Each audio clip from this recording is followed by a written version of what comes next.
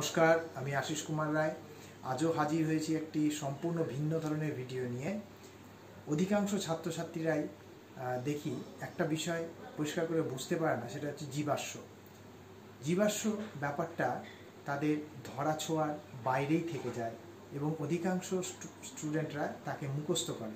আজ আমি তোমাদের জন্য কন্যাকুমারী থেকে একটি জীবাশ্ম নিয়ে এসেছি প্রত্যক্ষ করানোর জন্য। চলো দেখা যাক।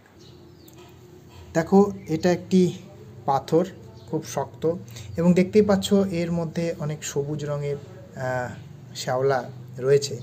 তো এখানে জীবাশ্মটা কোথায়? আর এই পাথর যেহেতু আমি সমুদ্র থেকে পেয়েছি, তার মানে বুঝতেই পারছো যে এটা মানে সুদীর্ঘ কাল বিভিন্ন রকম পলি সঞ্চয়ের ফলে সৃষ্টি হয়েছে, অর্থাৎ পাললিক শিলা। দেখো এইখানে এই পাথরের মধ্যে শক্ত এই যে অংশটা রয়েছে,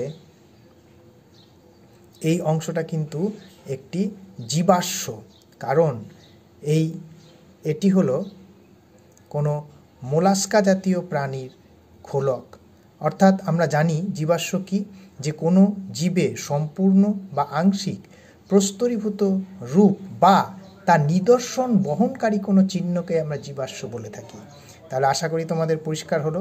এবারে দেখো, এটাকে যতই আমরা শক্ত করে আমি পেন দিয়ে প্রেস করছি, এটা কিন্তু কখনোই খসে পড়ছে না এবং এটা সম্প্রতিকালে সৃষ্টিত নয়। এটাকে উল্টে ফেললাম এবং উল্টে ফেলার ফলে এই অ্যাঙ্গেল থেকে আমি দেখাচ্ছি সেই জীবাশ্মটাকে।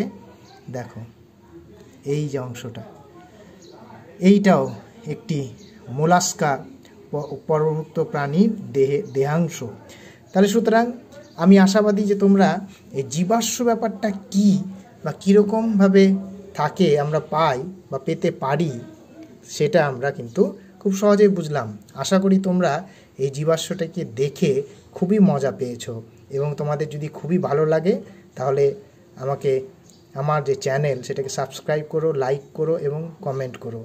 অনেক অনেক ধন্যবাদ দর্শক বন্ধুরা তোমাদেরকে এই ভিডিওটি দেখার জন্য।